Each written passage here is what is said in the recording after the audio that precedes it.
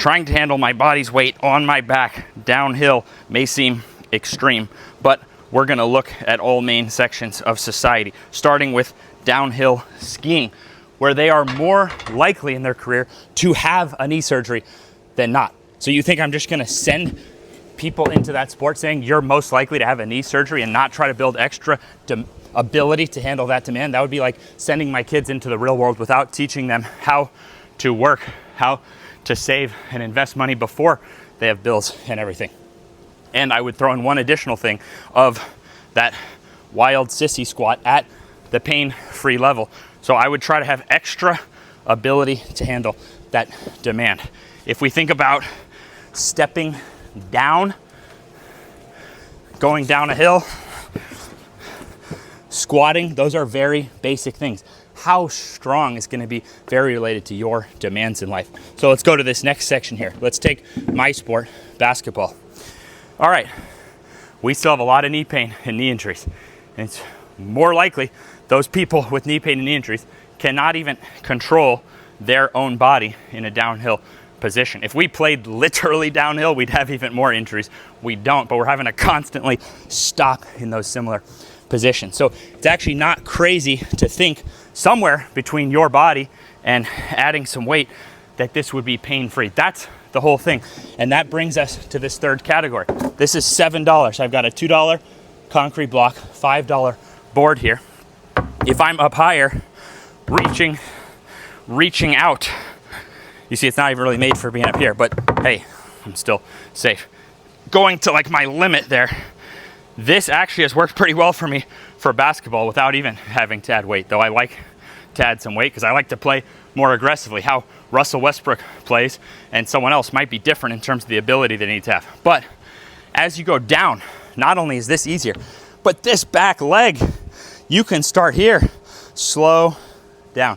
So I don't know any single thing that I have seen take the same things in life and make them hurt less than understanding that the way down on exercise at your pain-free level, that can build. Bodies adapt just slowly. So now you have even long-term studies on eccentric, the way down, step downs, and things like that. And they work really good.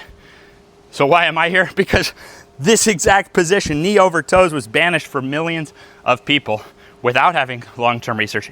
And then solutions like this didn't become common knowledge. Going downhill is a basic human ability. You can scale that from home at a price anyone can afford, never work through pain, enjoy your workouts. It still blows my mind because I'll go through a workout that's enjoyable, that gives me a totally different life long term. I've been over a decade now without hurting my knee, able to dunk the whole time. And for me, before knees over toes training, couldn't dunk, going through knee surgeries, painkillers. I didn't work any harder. I changed the truthful strategy of what was happening. Now, I want to finish by talking about Charles Poliquin. That was my inspiration.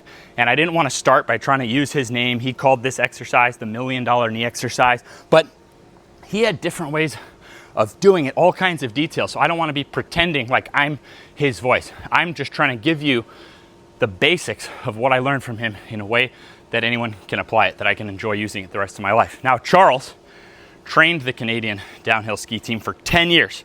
When he started with them, the surgery person told him, within 5 years, every female will have a knee surgery. That's their stat. They can go, within 5 years, every single one will have had a knee surgery. He went 10 years, neither a male nor a female had a knee surgery. So on record, he has said this, and this was over 20 years ago, and he said that he used these various step downs. He used the backward sled. That's a undercut. That's less pressure, but allowing you to increase ability to help that downhill motion. So that's why I use the backward as the first step and then the stepping down. He also found that they were stopping their squats. They weren't going all the way down. Now, Charles would use bands, chains, things to also overload this part. He would use, look, the whole step up I showed you is a partial squat. So I'm not saying you only have to squat like this, but he found this was a missing zone of ability for them. And then he also made sure to get the hamstrings really strong. He cut down the amount of, like, most athletes have too much mileage, which then makes the whole thing harder to recover from, harder to get stronger. That doesn't mean to have no mileage or no cardio, but these are all things he has said that are on record that you can look up. So, I mean, I'm just so thankful for Charles and now for this modern age of YouTube where I started this channel in my yard with no idea what it would do, having just trained about 1,000 people in person at my gym before COVID shut the gym down, with no idea what the future looked like. And you guys responded and gave me millions of followers and all this stuff. So it's pretty cool that all that, it actually wound up even simpler than I was expecting. Hope this helps. Keep me posted.